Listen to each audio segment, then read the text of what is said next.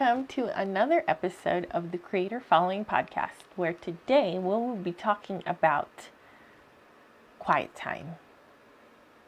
So quiet. If we're going to talk about quiet time, I feel like I have to re-emphasize the importance of journaling.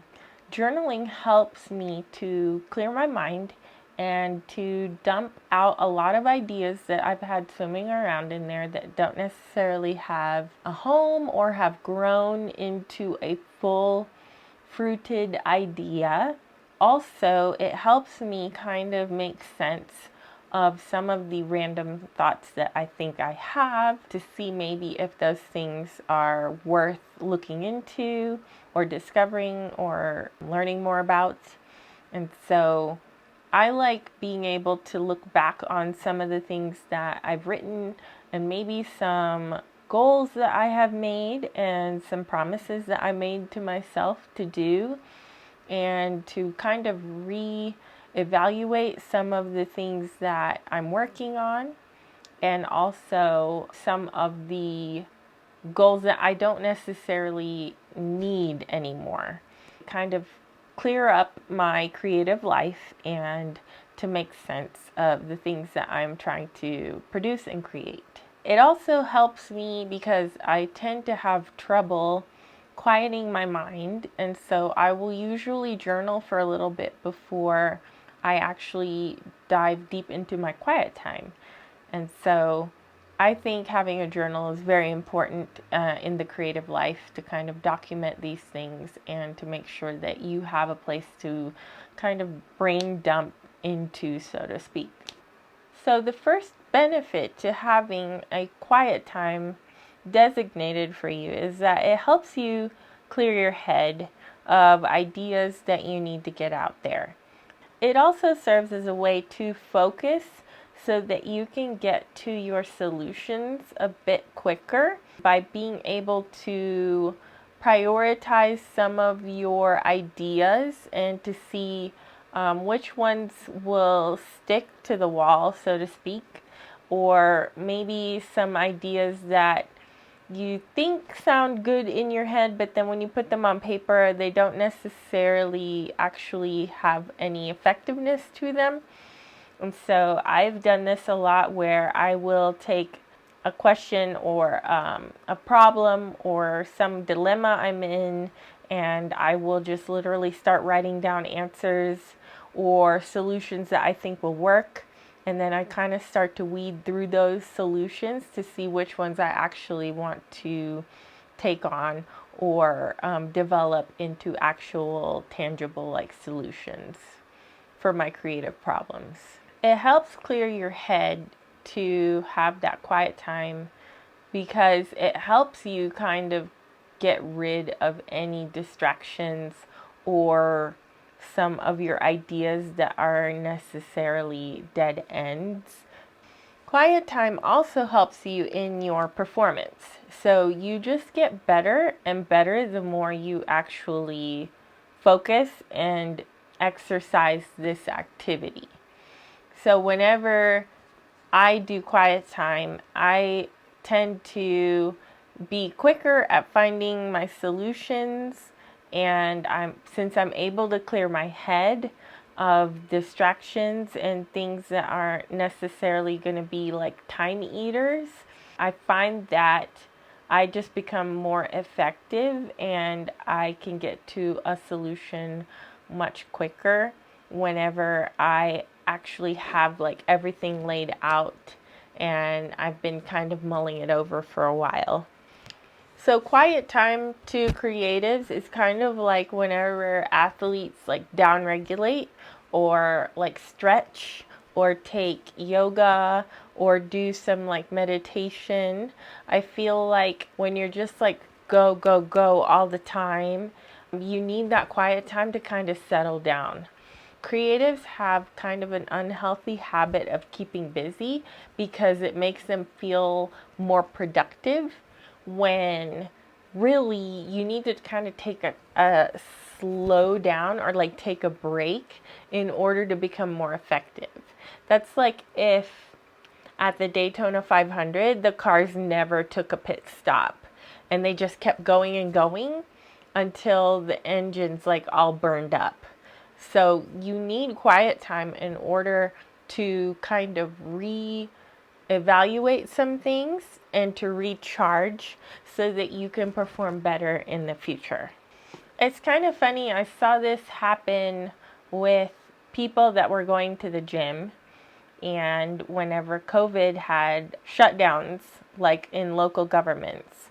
So, whenever the athletes that were going to the gym stopped going because they weren't allowed to, and they just ended up getting like random equipment to use in their homes, I could feel that they were frustrated because they weren't able to necessarily work out at full capacity. But the thing is whenever they went back to being able to meet or being able to go to the gym, a lot of athletes were starting to see PRs or personal records on like what weight they were lifting. And I think it's because they gave their maxed out muscles much needed rest, and so those muscles were able to heal and heal up and get stronger. So whenever you're working out, what happens is the muscle tends to tear, and that's how you create new muscle. Your muscle tears because of the exertion that you're putting on it, and then as you rest, your muscles build back together and they kind of get bigger because they're just literally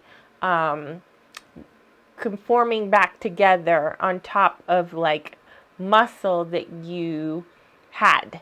And so you're actually getting bigger and getting stronger when you're able to let that muscle kind of regenerate and heal over, because it becomes stronger because of the bond it's able to make, because of the time that you let it. So whenever you're creating and you just keep creating and creating, you're kind of getting burnt out on that creating, and you're just tearing your like creative muscle apart. And when you don't take a break or you don't do quiet time, you're not allowing your creative muscles to kind of rest and get back together and become stronger and fortify themselves. The last benefit that your quiet time gives you is that it allows you to reduce stress in your life and to promote healing. So what we talked about kind of with the muscles and the gym and like the creativity aspect of things, you just need to rest sometimes in order to heal. And so what a lot of medical professionals suggest is like kind of like a sensory deprivation scenario, or like a sensory deprivation tank. But if you don't have access to something like that, then you can just literally put yourself in a darkened room and make it quiet. So sound dampen it somehow, wear headphones, or plug your ears up in a darkened room and just sit for like 5, 10, 15 minutes, however long you can, and kind of build up on that.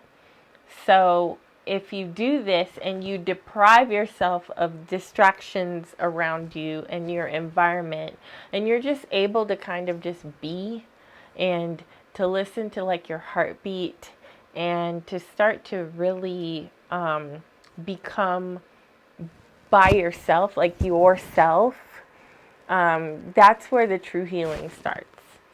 And so you can build up to stuff like this. So I would start by journaling to quiet my mind, to kind of dump everything out of my mind so that I'm not thinking about everything or I'm distracted by everything, and then the whole practicing that like consistently. So trying to have like a consistent schedule where you do that. And then maybe once a week, if you're able to kind of really deprive yourself of like any distractions or sensory things and have some real quiet time to yourself and to, figure out who you are when you're not doing. and figure out who you are when it's just you. The important thing to remember is that the length of your quiet time isn't necessarily as important as the quality of your quiet time, which is why I'm saying to start out small with journaling and just trying to get things out of your head, and then graduating to sensory deprivation, or a place where you are removed from your environment, so to speak. Remember, this is like baby steps. So give yourself a lot of grace in this part of your life, because the more that you actually try to practice it, the better you'll get at it. I promise you, it will be so beneficial for you to do this, and you will start to become more effective, and you'll start to perform better in your creativity. I know it has helped me quite a bit. And so I have a couple of resources that you can use if you want to kind of get to this point and you need somewhere to start. There's a book by Charles Stanley called Every Day in His Presence. It's a really good devotional book. You can start there with your quiet times. Also, Ben Greenfield, he's a fitness guy. He actually does a lot of biohacking and kind of life hacks. He has a journal called the Gratitude Journal. And my husband and I actually used this gratitude journal for quite some time, and it was very beneficial for both of us to kind of get together and be able to keep each other accountable for that quiet time. A.W. Tozer has a devotional / journal called God Still Speaks, Are We Listening? And that is also a really good tool to use if that is more so what you're looking for. And then finally, I actually created a creative journal called the Creator Journal. And it has several different types of pages in it. It's more so for people who want more freedom and don't necessarily need like a prompt every day with like scripture, or want to not really necessarily focus on like a biblical devotional. It does have some stuff in there to kind of help you along, to kind of dig deeper into your soul with some questions and some scripture. But it also has some brain dump pages. It has some blank pages where you can do basically anything you want to do. And then it also has like lined or ruled pages for if you just want to like write whatever is prompting you on that specific day. And you can also hop around in it. So if you want to do all the blank pages at first, you can. If you want to start in the middle, you can. If you want to do it from back to front instead of front to back.